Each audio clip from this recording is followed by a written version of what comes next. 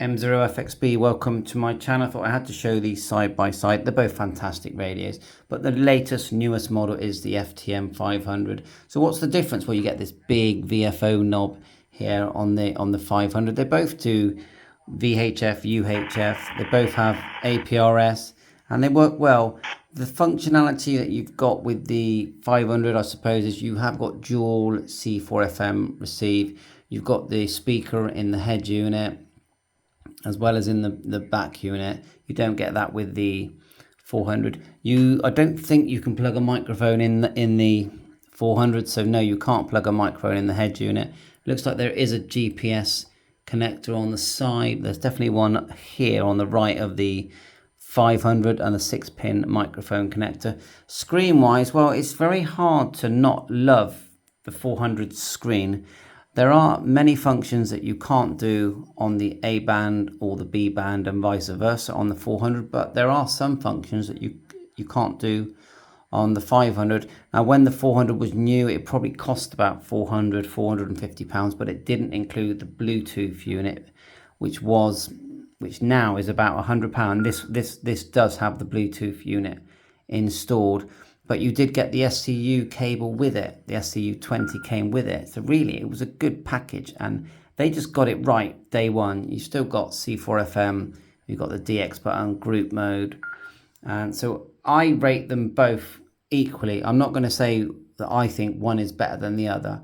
The head unit on the 400 it's a very portable unit. And the buttons, and it is touchscreen. Yeah, the touchscreen probably not quite as fast as the 500, I would say. Now, if you've used a FTM300 or a 200, I would say you're going to be very familiar with this radio. The FT5, FT3, again, very familiar. The 5 is more like the FT5 and the FT500 are very similar in how they function, if you ask me. And you do not get PMG mode when you're using the FTM400.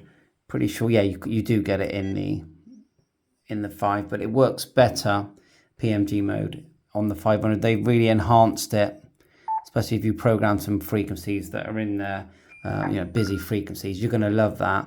The scope, I like the scope. It's fine. Is it much better than the FT300 or the FT5? I'm not seeing that it's much better, but it does more. It's more responsive. Of course, it's touchscreen. The FT300 isn't touchscreen, but the FT400, it is touchscreen. They're both going to work very well. HRI 200, SCU cables, PDM mode, YAESU PDM mode, excellent. I haven't tested the Bluetooth, but I'm sure that the Bluetooth is going to be as good as it is on the 5 and the 300. It's okay. I don't think it's amazing. They've added this preamp button. Do we need it? I don't know, but it's there. They've come up with this new thing with the 500 where the A band, the main band is always at the top. Okay, so even if you select B band, they've got these 2 arrows. Instead of going A and B, they've got arrows.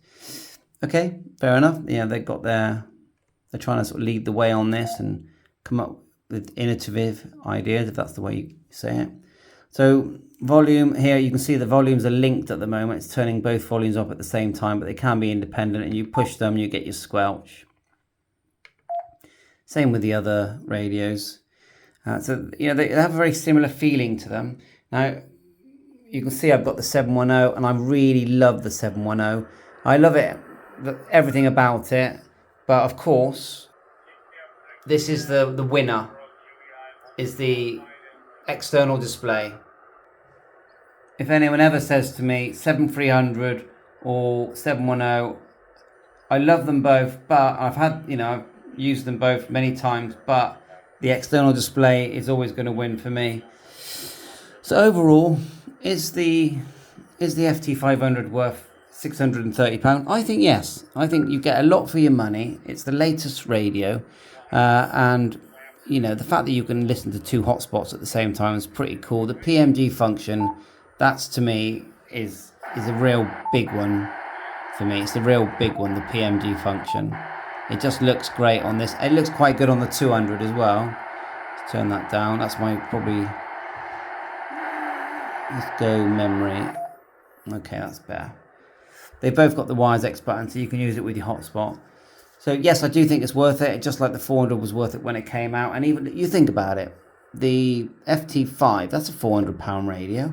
Well, for £230 more, look what you get. You get this awesome mobile set, and it's the best one on, one of the best ones on the market.